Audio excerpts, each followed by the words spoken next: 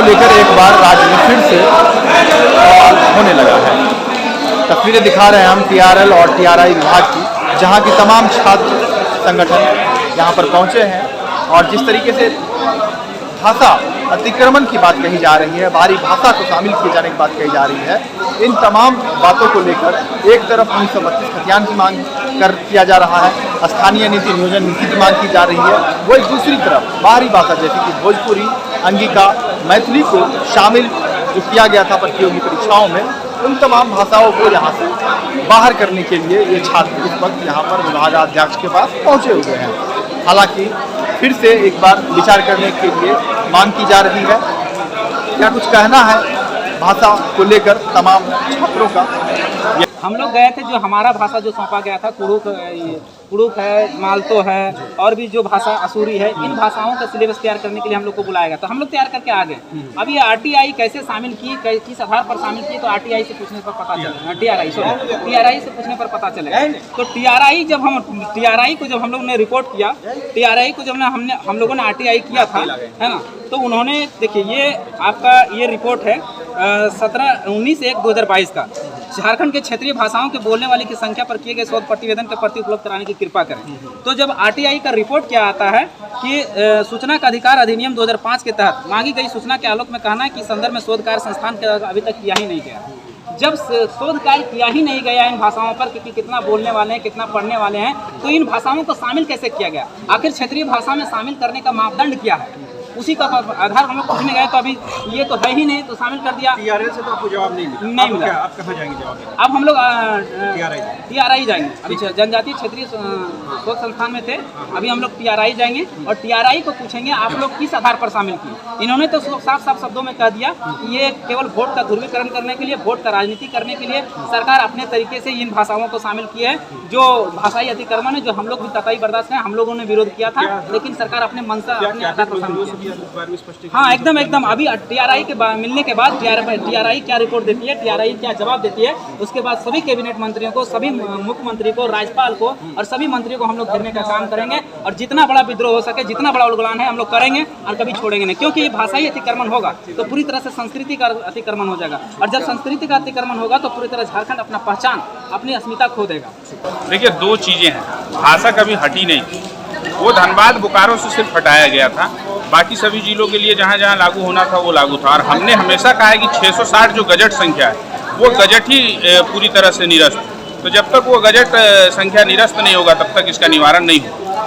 और 9 भाषाएं थी, 9 के अलावा 10वां कोई जरूरत था नहीं। और सबसे दुर्भाग्यपूर्ण बात यह है कि माननीय मुख्यमंत्री जी जो उन्होंने अपने फेसबुक पे लगाया है वो हिंदुस्तान अखबार का कटिंग है, तो उनके पास जो संशोधन पत्र है या जो पत्र है वो उनको लागू करवाना चाहिए था।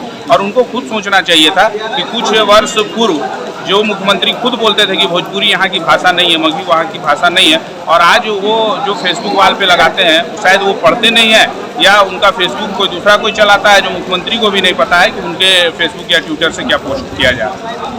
और हम लोग आज यहाँ बैठे हैं, जब जाहिर सा बात है उग्र आंदोलन होगा और इस पर रणनीति आज बनेगी। लेकिन उन्होंने कहा 1932 लागू होगी, विचार किया जा रहा है। अब जारी किया जा रहा है, तो ये कितने समय में? अब तो माननीय मंत्री जी का भी है कि 14 तारीख का कैबिनेट में हो जाना चाहिए। तो ये तो एक तरह से आप सिर्फ आश्वासन दे रहे हैं। जब आप विशेष सत्र अपने मुख्यमंत्री पद को कायम रखने के लिए बुला सकते थे, तो उसी दिन आपको 1932 खतियान आधारित स्थानीय नीति और नियोजन नीति पे बात करनी चाहिए थी और उसको लागू कर देना चाहिए था। ये विलम्ब क्यों किया जा रहा है? तो ये विलम्ब का कोई मतलब हम लोगों को समझ में नहीं आ रहा। पहले कहा था उन्होंने कानूनी अड़चन में पड़ेगी, फिर बोला कि लागू। अरे कानूनी अड़चन क्या पड़ेगी, आप लागू तो कीजिए, उसके बाद कानूनी अड़चन क्या आता है नहीं आता है, तो ये तो वही बात हो गई कि बिना कार्य किए हम उस पर बारे में सोचने लगे। मुख्यमंत्री का कुर्सी फिर बनने के बाद आपको क्या क्या करना है? आप चुनाव से पहले वो वादा क्यों करते थे कि हम 1932 का खतियान आधारित लागू करेंगे, युवाओं को 5 लाख रोजगार मिलेगा, जो बेरोजगारी भत्ता है वो मिलेगा, तो वो मुख्यमंत्री बनने से पहले आपको बोला करते थे। आज तो वो चीज़ कहीं नहीं है, तो आपको सबसे पहले उसको लागू कीजिए और उसके बाद जो भी कानूनी बाधाएं आएंगी हम लोग मिलकर उसका सामना करेंगे और उसका जो भी समाधान होगा उसका करेंगे। मगही, भोजपुरी, अंगिका, ये सब भाषा के बारे में हम लोग सरकार के स्तर पर बात कर चुके हैं पहले भी। ये बात अभी भी हम कहे फिर दोहरा रहे हैं। और सरकार का कहना है कि देखिए भोजपुरी पलामू के कुछ क्षेत्र में बोली जाती है। अंगिका भागलपुर की मुख्य भाषा है, लेकिन साहेबगंज के आसपास ये भाषा बोली जाती है। और आपका जो है मैथिली भाषा वगैरह, उसके बारे में भी कहा जाता है, ये सरकार के लोग बोलते हैं कि साहेबगंज के आसपास बोला जाता है।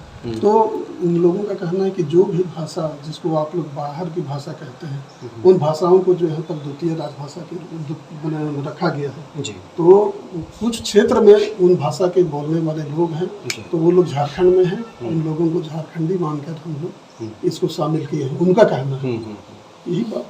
ठीक है, तो फिर सवाल ये है दादा कि फिर आप लोग, जाहिर सी बात है, आप लोग टीआरआई में जाते हैं, आप सरकार भी आप लोग से मंतव्य शायद लेती होगी इस विषय में, तो आप लोग का अपना आकलन क्या है, क्या होना चाहिए देखिए झारखंड के हित में, आदिवासियों गुरवासियों के आप हित में? जो सवाल आप कर रहे हैं, हम लोग से कभी भी आज तक सलाह नहीं लिया गया कि कौन भाषा रहेगी, कौन भाषा नहीं रहेगी, कौन यहाँ की क्षेत्रीय भाषा होगी नहीं होगी, इस विषय पर हम लोगों से कभी भी नहीं पूछा गया।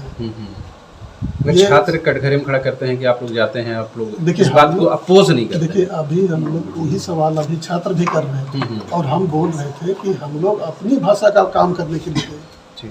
हम लोग जहाँ भी सरकार के स्तर पर जाते हैं, सरकार बुलाती है तो जाते हैं, हम लोग अपना भाषा का काम करके आते हैं, दूसरे भाषा के लिए सलाह लेने के लिए नहीं बुलाती है सरकार, इसलिए उसके बारे में हम लोग क्या जवाब दें।